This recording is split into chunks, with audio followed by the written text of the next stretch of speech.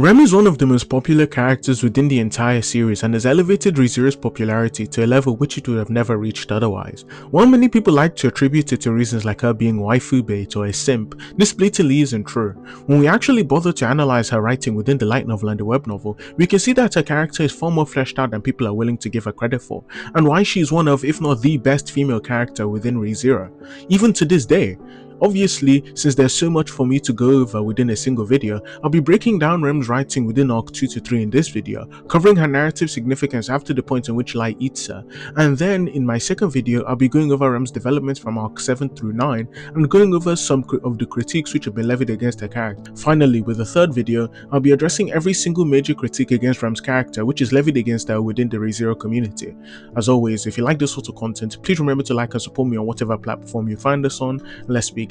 To understand Rem, we must first understand her backstory and what it entails, as it is one of the core and most defining parts of her life which shaped the rest of it even to the current day. From birth, Rem was somebody who was not supposed to exist. In the Oni clan, due to the strength of the horn being divided amongst children if they are born as twins, their overall strength reduces, and as such, the Oni clan's status as the strongest demi-human race will slowly diminish. And it is for this reason that Rem and Ram are to be put to death before they even have the opportunity to utter their first words. However, Ram's strength and her protection is what allows Rem to exist. Due to Ram being an overwhelming and imposing figure, the Oni clan have no choice but to allow Rem to exist due to her sister. Fundamentally, since the Oni clan places strength above all else, Rem's existence is not something which she deserved due to her strength or due to the things the Oni clan values, but instead is something which is lent to her by another, meaning that her very existence is not something which is inherent to her own nature, but rather is contingent on the strength of another. This theme is also explored by Subaru, whose identity was similarly contingent on his own father, who continually was referred to as his father's son, to the point in which his own identity was drowned out. We see the same thing even done for Rem. In fact, we see this theme even portrayed before Subaru's backstory was even fleshed out within the narrative. Rather than Rem being hated, rather than her parents insulting her, everyone expected everything from her. Everyone expected her to be a carbon copy of her sister, someone flawless and talented as no one had ever seen before. However, Rem simply was not that. From birth, her existence was tied to her sister's strength, and now her identity was tied to it as well. There was practically nothing Rem could do except for strive to be as good as her sister, but even then that did not work. And because of the overwhelming difference in combative talent, Rem simply gave up on trying to catch up to her sister, acknowledging that her identity and existence meant nothing without her sister. Finally, as we know, the day came when the witch cult attacked, and something important I would like to note is the description of Rem's expression upon gaining sight of them. Rather than breaking down into tears, Rem instead smiled, and I want you to think of somebody who this reminds you of within the series, and say your answer aloud. And because anyone's answer would always be Subaru, because he is the one who embodies this trait more so in comparison to anyone else. Like Subaru, Rem has constantly had to wear the mask of somebody who is fine despite remaining in the shadow of her sister, found with not having an identity of her own, found with not having anything she could truly be proud of, and fine knowing she was someone who failed the expectations of all others. And this fundamentally is what sets up the grander narrative that makes up Rem. Upon her sister's horn breaking, you'd think the sort of worldview which Rem adopts is that she's superior to her sister. After all, Rem now finally has the opportunity of a lifetime. Not only does she no longer have the watching and judging eyes of the Oni clan, who continue to weigh expectations onto her which she never asked for or desired, but you also notice as you read her backstory that not once does Rem ever express the desire to independently want to surpass her sister in her combative capabilities. But instead, these were expectations which were forced upon her and crushed her mentally under their weight. But back to the initial point, despite Rem having the opportunity of a lifetime, we see the overarching theme of her character which prevents any jealous thoughts or abuse from coming from her is because she loves her sister. Her love for her sister was so deep that Rem willed herself to be someone who replaced her own identity, erasing herself for the sake of atonement for the sin she committed, and to make up for both of them.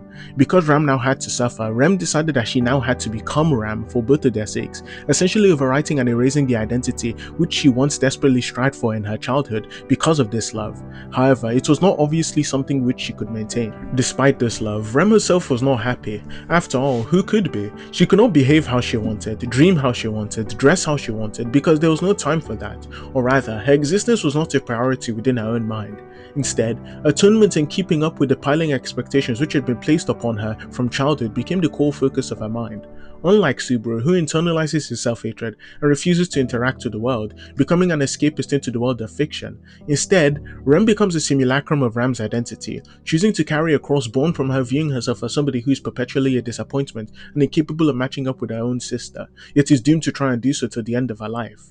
I'd like to draw attention to Sisyphus, who is cursed to push a stone up a mountain eternally, and even when he makes progress, he is eventually forced back down, incapable of seeing anything in front of himself except for the stone he's attempting to push.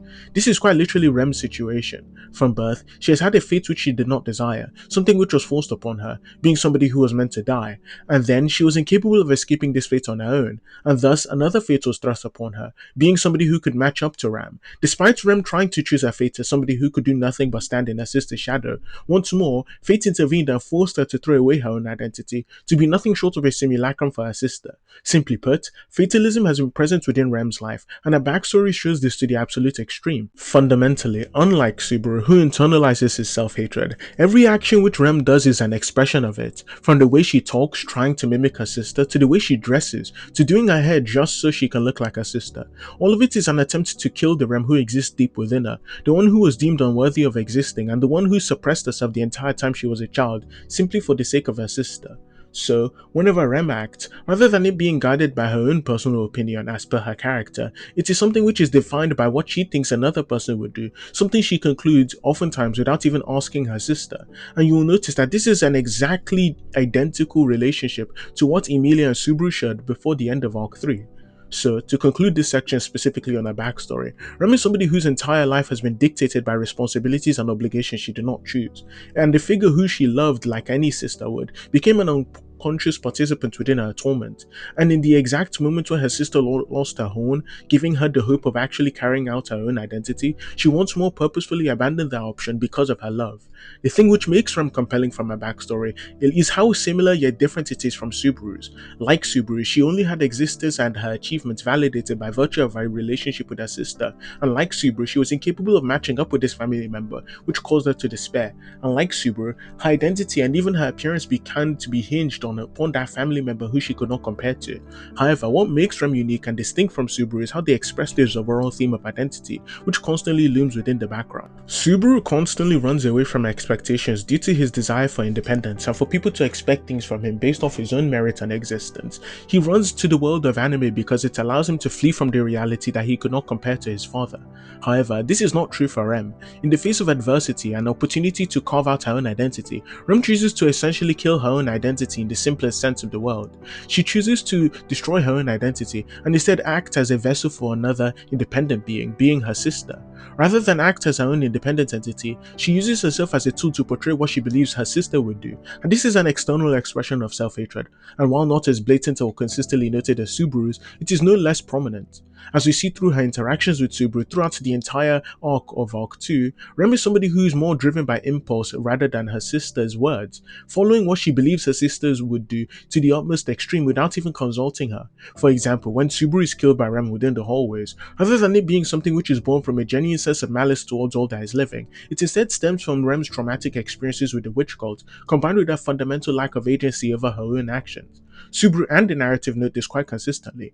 Rem and Ram are fundamentally kind at their core. However, because of the fact that they refuse to understand other people, and because of their fear of understanding other people, we see them actually act in manners which are far more cruel than their characters would suggest. Of course, this isn't going to be me attempting to justify Rem's actions towards Subaru, because they are fundamentally deplorable and no excuse can be given towards them. However, contextualizing her actions are extremely important, because the main theme of Arc 2 is understanding, which is a theme that many people refuse to understand. Subaru within Arc 2, due to not only the isolation which is born by return by death, but also his inherent arrogance in thinking he can handle these situations alone, leads to him simply giving up on understanding the people around him. While this isn't to say that Subaru simply stereotyped the members of the mansion out of sheer malice. Instead, after losing all of the good and valuable experiences from the first loop of the mansion, Subaru essentially gave up on understanding the members of the mansion further, which is something which inevitably leads to his death. If Subaru attempted to understand the members of the mansion further than what he already knew, he would have noticed that his smell, combined with his behavior, was something which was extremely triggering to Rem. However, Subaru doesn't notice this because fundamentally, he's far more focused on achieving a goal which he sees as grander, rather than attempting to understand the people around him, which inevitably leads to him getting lost in his path. And this is something which is also brought up within the Wrath Ifrau, where Subaru blatantly just gives up on understanding others, and because of this, he can only see the world in a dichotomous fashion, those who have color and those who do not. And that is the core idea of Arc 2. The way Subaru is capable of moving forward is through realizing that he knows very little about Rem and Ram, yet using the things which he does know, he uses that as motivation to strive to learn even more about them.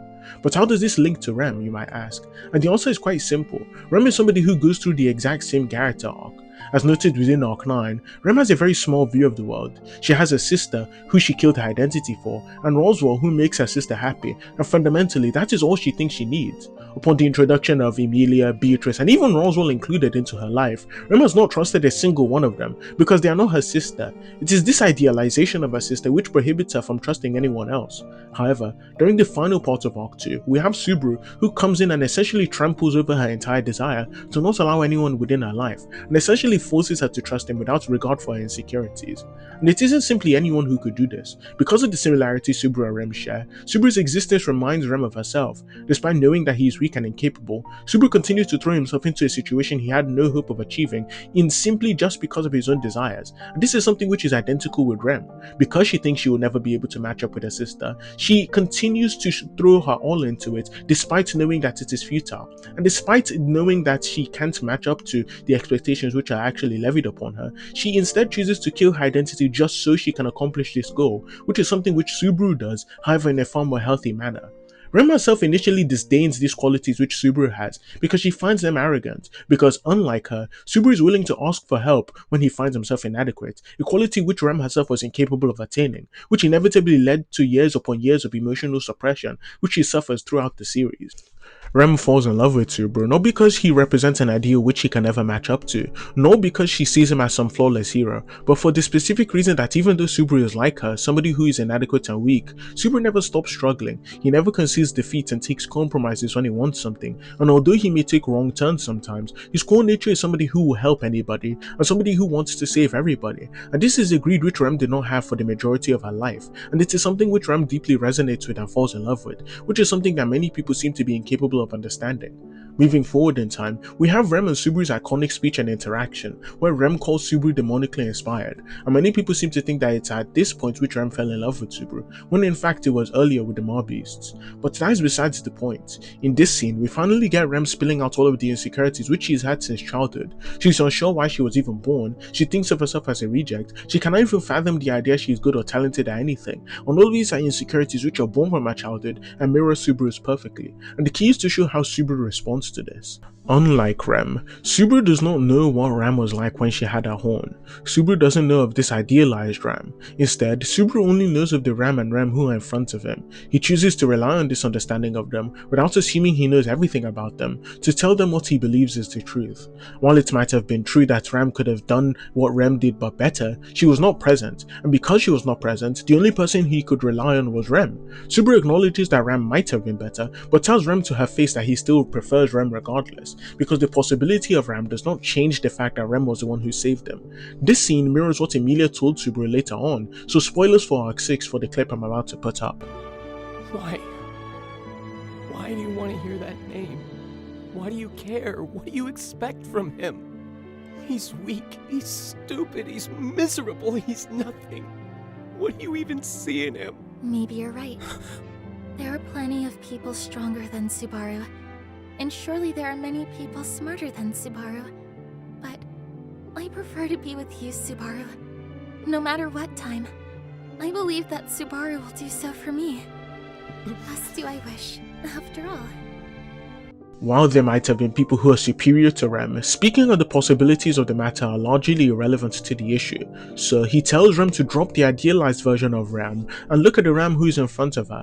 And the most impactful line of the arc is telling her to look forward. He tells Rem it is okay for her to rely on others, and the two of them can rely on one another from a place of shared weakness, rather than projecting ideals onto one another like many people think Rem does to Subaru. Instead, he tells her that it's okay for her to be weak, and instead the two of them share their weakness, and that fundamentally is the foundation of their dynamic. Subaru began to restart her time because in the past, she continued to look back and compare herself to somebody who she knew in the past, and she missed all the opportunities and joy which she could have had in the present, and she abandoned the hope which she had for the future because she felt that unless she became that person who once existed, then she had no right to exist now. That is the fundamental issue which Subaru alleviates from her. One may not have been perfect, and while she may still have some lingering self-hatred from the earlier portions of her life, Rem slowly but surely begins to become more more happy. She begins to look forward to things, to make connections with people like Emilia and Beatrice, people who she ordinarily did not trust and had no desire to make connections with, and so much more. She even begins to have desires to change her own appearance simply because of her own desire to strive towards her own identity and desires to have her own life for herself. In her side stories, we get to see far more of Rem and her different sides. For example, Rem views herself as somebody who is incapable, or rather not allowed to take breaks. The reason for that is, despite Subaru's words in Arc 2, every action she does is an attempt to prove her worth so the people around her do not deem her as useless. This is also something which Subaru struggles with during Arc 4. Every action she does, she gives her all into it, and while she no longer is trying to match up to an idealized version of Rem within her head, she still struggles with her own self-worth, which is why she essentially needs to be forced by Subaru to take a break, because Rem herself is incapable of recognizing her own value and the impact she has on people in the mansion, which is also why when she actually gets eaten, she only wishes for a small ripple to occur within Subaru's heart as she disappears. Fundamentally, due to Rem's similarities with Subaru, she does not idealize him. When Subaru wishes to know whether or not he's acting in a pathetic manner, Rem is the first one to tell him, and she's also the first one to tell him that regardless of Subaru's own personal weakness, she will stay with him regardless, because the love which she has for him is something which is not contingent on Subaru being flawless, but rather the fact that his core nature is something which saved Rem.